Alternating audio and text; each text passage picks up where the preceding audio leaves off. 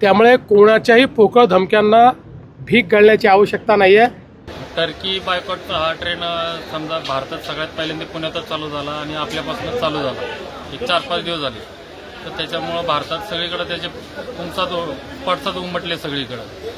आणि सगळं म्हणजे मार्बल असोसिएशन हिमाचलच्या तिकडं ठाण्यामध्ये सगळीकडे म्हणजे JNU पण त्यांच्यावर हे केलं, MOU कॅन्सल केला त्यांचा, टुरिस्ट कंपन्यांनी बुकिंग कॅन्सल केली। आता त्याचा परिणाम असा झाला की आमच्या ॲपलच्या ह्याच्यावर पण झाला।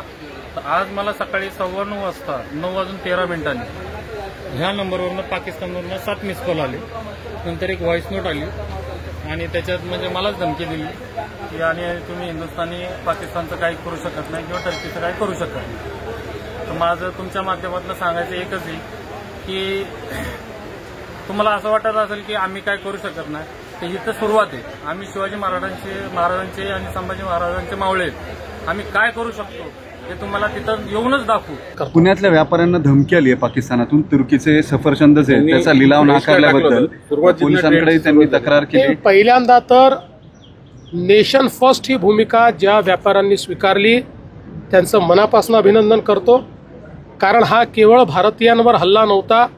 पहलगामला झालेला हल्ला हा मानवतेवर झालेला हल्ला होता आणि मानवतेच्या हल्लेखोरांना मदत करणाऱ्यांना नाकारणारे आमचे व्यापारी अभिनंदनास पात्र आहेत। त्यांनी काळजी करायची गरज नाही।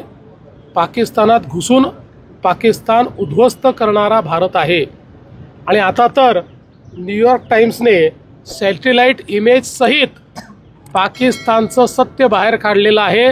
भारताला नखही ते लावू शकले नाही, पण त्यांना कसं आम्ही उद्ध्वस्त केलं। त्यामुळे कोणाच्याही पोकळ धमक्यांना भीक घालण्याची आवश्यकता नाही आहे। सगळ्यांना आम्ही प्रोटेक्शन देऊ। नेशन फर्स्ट या भूमिकेवर सगळ्यांनी अडिग राहा।